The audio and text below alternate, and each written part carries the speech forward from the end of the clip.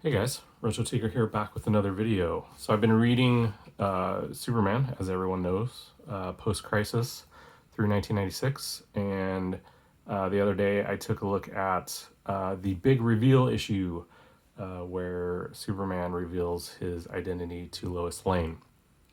And in that video I mentioned, they're in between big story arcs, and a lot of the stories are one-shots.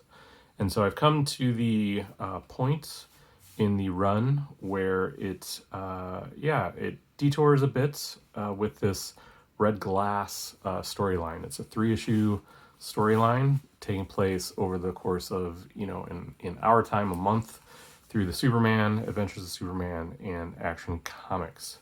What's notable about this is that it features the same team through all 3 books. Usually it's the 3 different books per month have different writers, but the storyline, obviously meshes, interweaves amongst the 3 books.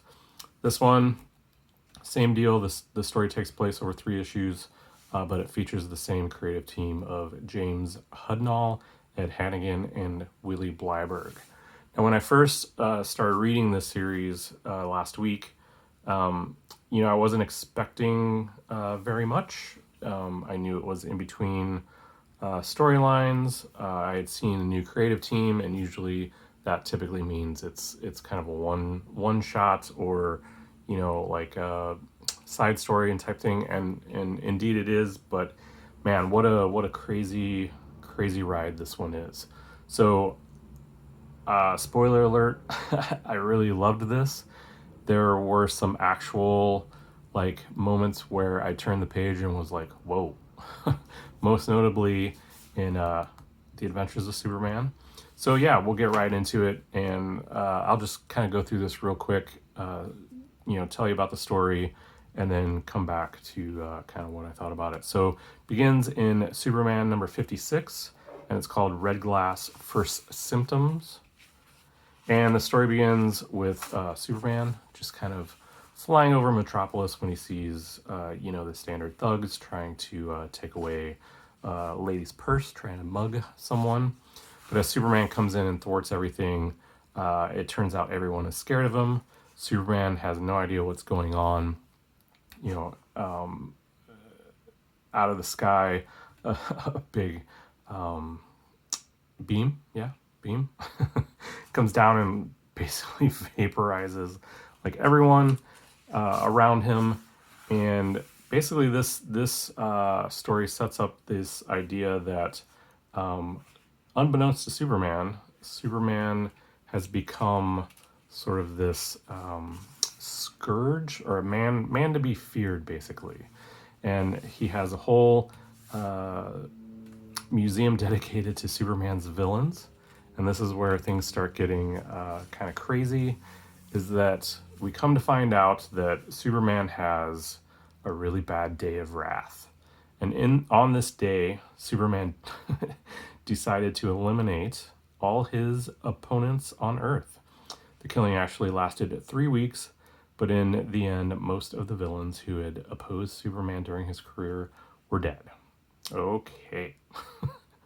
So as we can see in the very next panel, we see Mr. Mxyzptlk, or his skeleton rather, and then he kind of walks through things. He sees various Madame Tussauds representation of his villains and how they were killed, and Superman's just started having a really bad day. He doesn't understand why any of this is happening.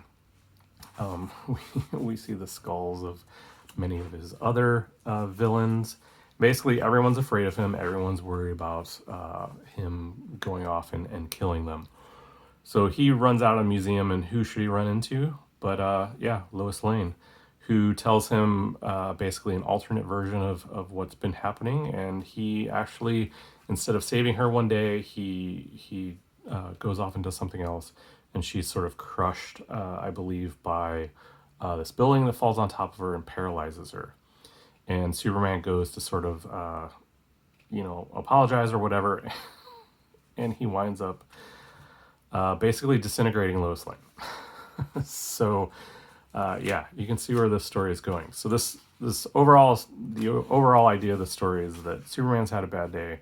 He can't figure out why. It's kind of an alternate reality sort of situation, in a sense, but we'll get to that in a little bit.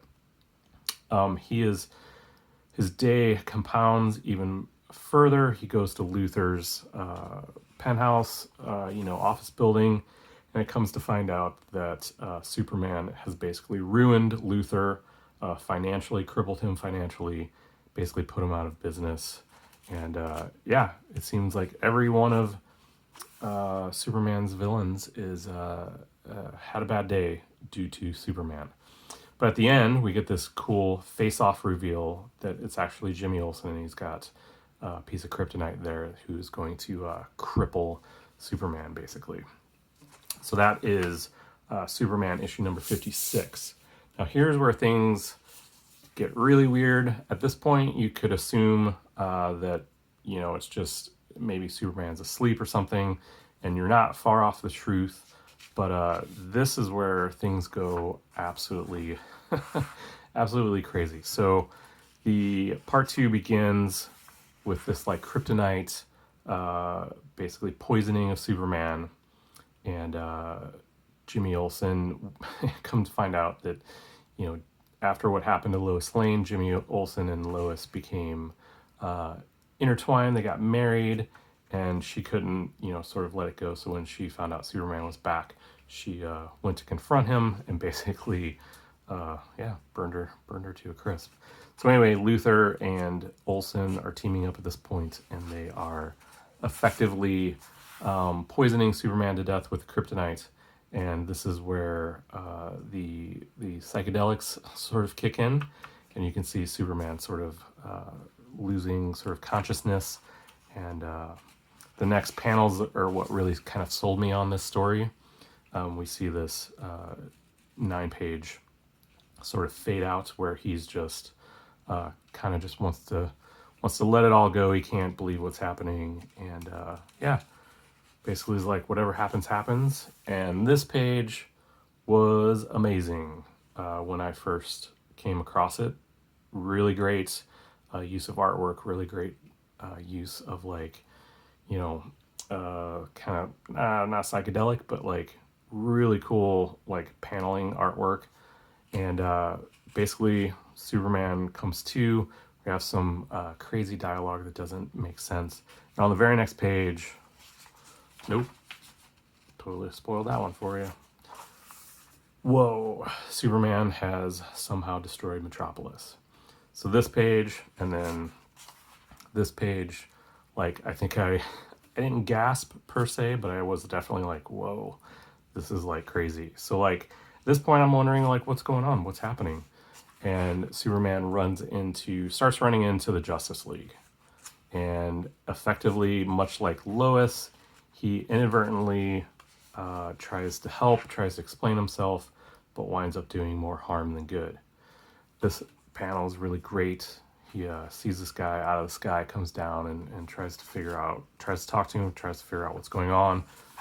Turns out Guy Gardner and Martian Manhunter sort of playing a ruse on him, trying to incapacitate Superman. And battle ensues.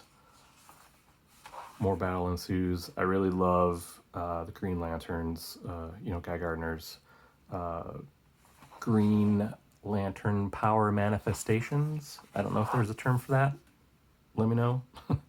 But yeah, it's basically just that, Superman overpowers everyone else.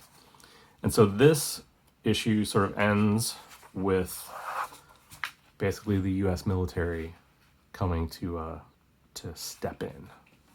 And the series finally, or the 3-issue arc finally wraps up in Action Comics number 666.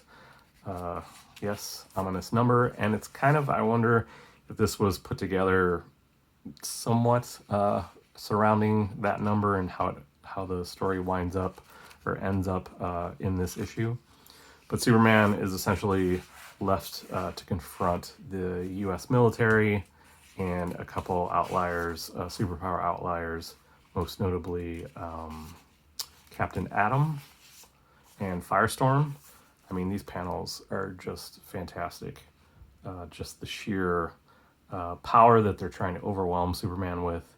But of course, Superman clearly is too much for them. And yeah, they think they have molted him basically in lava, and he winds up coming out and just making his bad day worse by killing off even more of his compatriots or his co-workers, shall we say. And I believe this is Doom Patrol. Doom Patrol shows up and he dispatches them as well. Meanwhile, he's like completely flipping out. He's like, can't understand like why this is happening, and he's starting to go a little bit crazy. And finally, we see kind of the big reveal. Like Superman just goes absolutely crazy and like destroys everything, Akira-esque style. And eventually, we find him on the moon where Wonder Woman is with a piece of kryptonite, and he's kind of admitting his failure. And Wonder Woman, excuse me, is basically telling him, he knows what he needs to do, kind of thing. And so here's the big reveal: is that the U.S. government actually found something on the moon, and lo and behold, in a 2001 Space Odyssey kind of play, I guess. I can't think of story shift. Superman was up there investigating things with NASA, for NASA, and he winds up sort of getting his mind taken over by this being at this point, this crystal of light, this red glass, I guess we will say. And so he eventually winds up touching it, and that's when everything sort of explodes, and this being essentially tells him that all this being was trying to do was find an effective way to communicate with Superman, but it had sort of tapped in a little bit too far into his like subconscious, and he realized that, he says right here, realized our language was contacting your subconscious and primitive mind, and it was kind of driving him nuts that way. So all it really wanted to do was to get free. And so, of course, Superman, in typical Superman fashion, is like, I can handle that. Gets him out. The red glass crystal is finally free after a millennium being buried on the moon, and sort of takes off. And here we see the very end, a nice shot of Superman looking back at the Earth. And then I'm trying to decide whether or not this last page, he kind of takes a space jaunt around things, and then we kind of see here, and this is clearly the sun, and I don't know if this has any sort of future foreshadowing, or if it's literally just kind of a nice ending framework for the 3-issue arc. So anyway, yeah, that's the 3 issues there. And yeah, when I read this, I immediately was like, I gotta make a video for this, because to this point we've seen Superman have some bad days and have to make some hard choices and things like that. And I really enjoy is a weird word to put it, these bad days that Superman has, because it makes him even more sort of human in my eyes, and more the protector of humanity kind of thing. And it just, it really kind of like it shows his not value, not worth, his I can't even put the name to it. Basically, it proves like, that my sort of attachment to him is not unfounded. And yes, this one was definitely like a mind trip, especially this Adventures of Superman, where the alien was effectively trying to communicate to him, but basically manifesting his like worst subconscious. And then we get to here in this page and like just kind of seal the deal on how great this little 3-story arc really is. And yeah, this has been some of the best sort of reading, both word-wise and both visual storytelling, that I've read in some Superman comics for a while. In this run, I should say, I've read some good stuff outside the main run. But anyway, guys, yeah, this is the Red Glass 3-shot series, three-shot story arc. Superman 56, Adventures of Superman 479, and Action Comics 666. So anyway, I hope you liked it. I hope that you liked it enough, and maybe you'll go out and track it down. And that's about it, I guess.